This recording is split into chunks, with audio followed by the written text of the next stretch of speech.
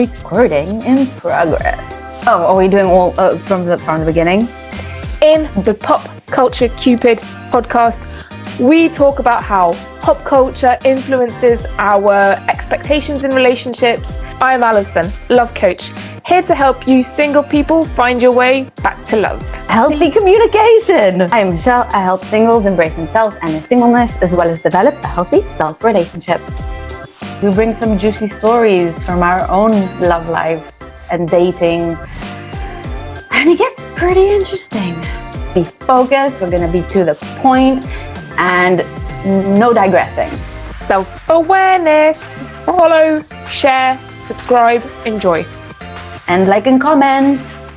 If it's shockingly bad, we just re-record another one. Yeah. No, I think there's some good stuff that you can just nitpick. Recording in progress. It's been so long. It's been. I think It's this is so long. I've seen your face. Whatever it is. Sorry, I apologize. I think this is the shortest kind of break between two recordings we've ever done. Yeah. Because usually we when we stop recording, we take a moment, we go to the toilet. Like this has just been like pause. No speaking whatsoever. No. Then record. You stay. Yeah. So there's no updates to our personal lives. By the time this comes out, we'll probably coming up to December. No, I'm completely wrong. No We're idea. in October. Maybe. Well, depends like when we release it, but yeah, it might. Anyway, so it's prolonged. So anyway, Love is Blind drama. People have been waiting for our take on it because we're so popular. Yeah. Hot take. I think we have the best take. We do have the best take. To be honest. It's just we need to get out there more. Like how? Yeah. But the short format is more palatable. Us. Yes, it is more palatable. Anyway, so we dropped off last week with like kind of the couples that have some drama but not too much to their name. Talks about a bit of personal stuff. Now we're getting into not my favorite couple in the sense that I think they're the best ones, but like the meatiest couple. Like, Hannah and Nick. Most to talk about. Hannah and Nick. Did I call it or what? You did. You're good at it. You know it. Thank you. But I was like it was so satisfying to be right. Yeah, I knew you were gonna be a bitch. I knew that's exactly why you were gonna end it. Also, so for a bit of background, because I'm thinking about people like my friend Howie who listens and Zev who listens. Like they don't watch Love is Blind. So Hannah and Nick, couple from Love is Blind who broke up. I think Nick is the appropriate amount of matureness for his age. Like he's just discovering life. And she thinks she's 26. She thinks she's mature. She's not.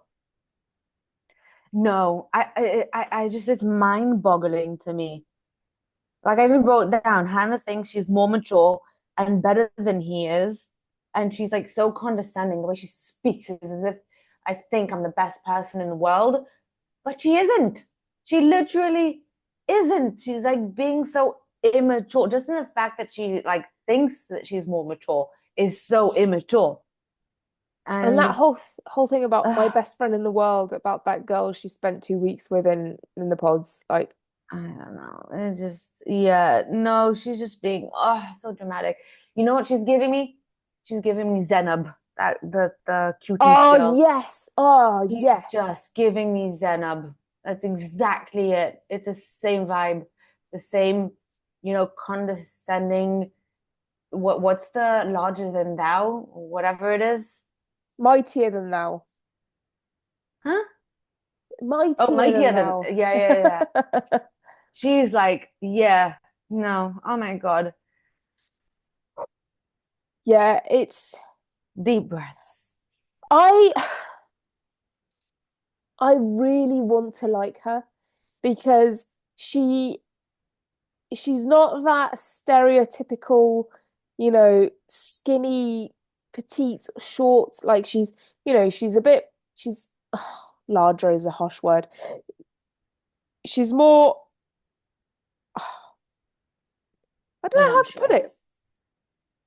Yeah, I'm looking at a picture of her now, but like she's taller, she's curvier, Yeah, because she has more presence. she has more presence and she's not the average girl. Like, there are other girls on the show who are the average girl, who are just Yeah. not as tall, but kind of curvier and things. But she's taller, like she is really outside of the stereotypical reality TV girl. And I was like, okay. Hmm. And I think she knows that. Hopefully she knows that.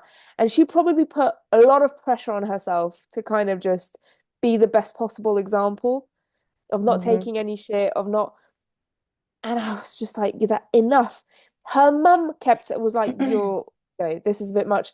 And she said that her friends didn't like Nick. Like, that's not the vibe that I got from them at all.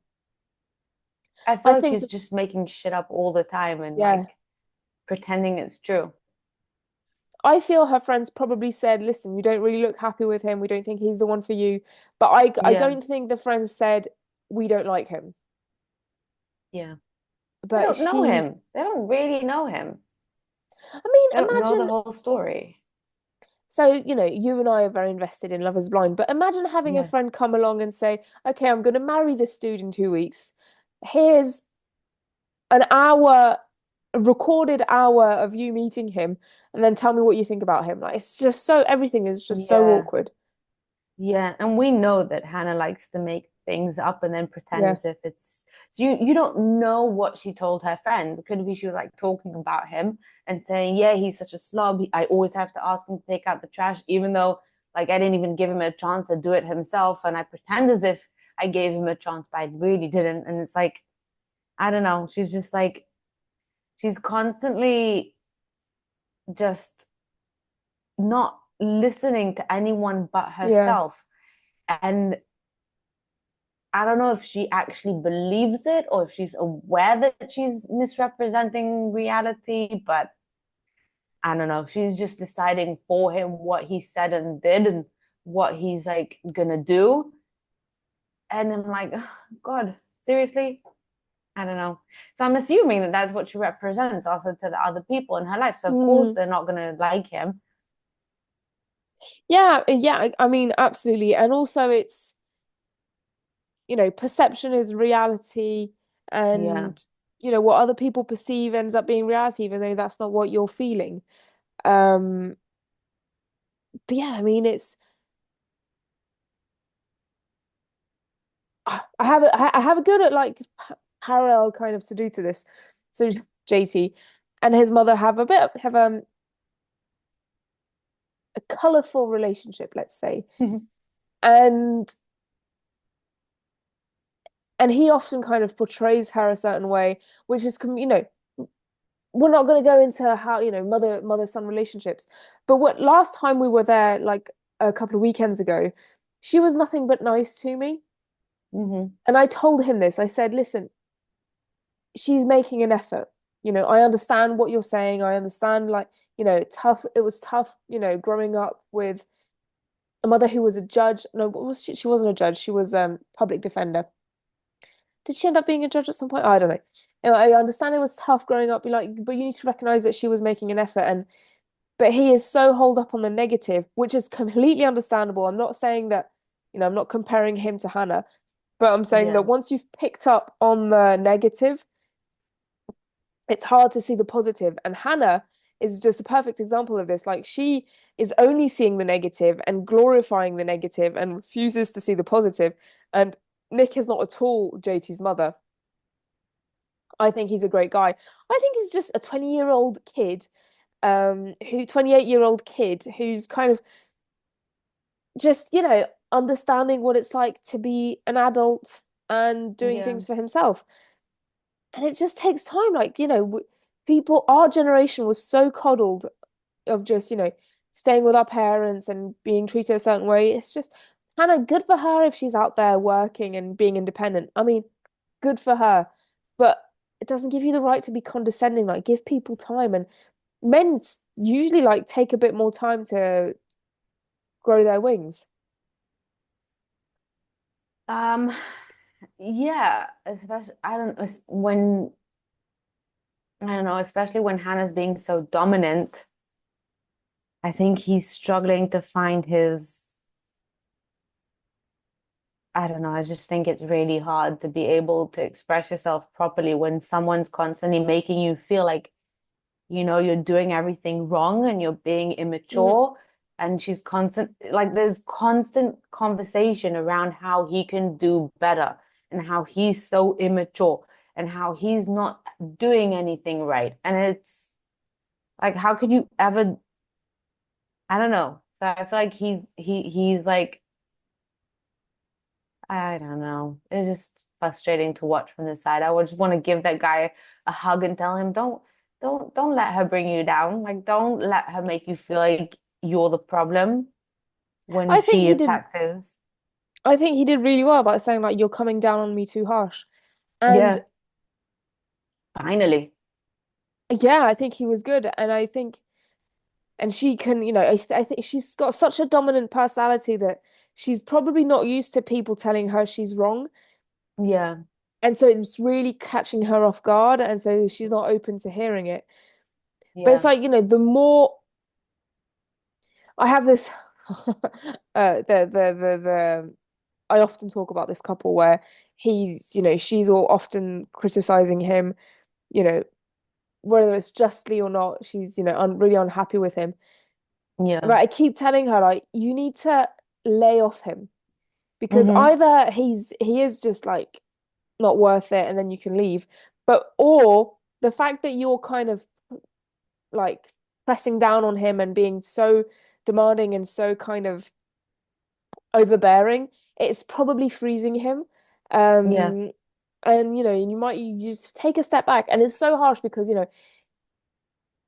it means not telling him to do certain things and things like that. But a lot of guys will kind of just it gives them space to grow, and that's definitely what Nick was missing. Because I agree with what on the face of it, I agree with what Hannah is saying. Like, I don't need to, I can't tell you, um, I expect you to do things without me telling you. God damn it, I'm often telling JT like, can you empty the trash? And it's not that deep. Like, he'll do other things that are amazing and just Yeah. but buying me flowers, cooking dinner, things like that. Like, there are things that, yeah, I'd like to not say it, but if I do, it's not doesn't matter. Yeah, but that's exactly the thing is I don't believe that he's not doing it in a way like I feel like she's just a lot of times when you're about to do something or when you haven't had a chance like the bin has just got full in the past few minutes. You barely had a chance to get through the house and notice that it's Yeah. full and she's already asking you to take it out, or where you're on the way to take it out and then she has to ask you, and then she's like Yeah. complaining, why do I have to ask you about taking out the rubbish? And I feel like that's the feeling that I'm getting from the situation. Yeah, Again, yeah. could be we're not there, we don't know what happened, we can't really see what's going on completely. But that's the vibe that I'm getting. Is like she's constantly asking him to do things before he gets a chance to do it for himself, like without her telling him. So like, so of I mean, course I'm curious to hear about the reunion. I'm curious. I can't wait to have the reunion episode where they yeah, get all of the backlash and see how she grows from it, and hopefully she does. She'll yeah. definitely have supporters. She definitely will. Yeah, for But sure. Yeah. hopefully she'll hear some. And Nick as well. I mean, Nick, there's room for growth, but I agree. Like, you need to, even if, But he's aware. He's aware that he needs to grow. She's not. yeah, She's constantly being, I'm like perfect and I'm good and I'm like this and that and what. And even her parents and her brothers saying the same thing about her. So, yeah. it's not as if like it's out of nowhere and everyone around her is saying that she's perfect as well. Her own parents are saying that she's Mm, problematic in that way. yeah. But anyway. Growth, self-awareness.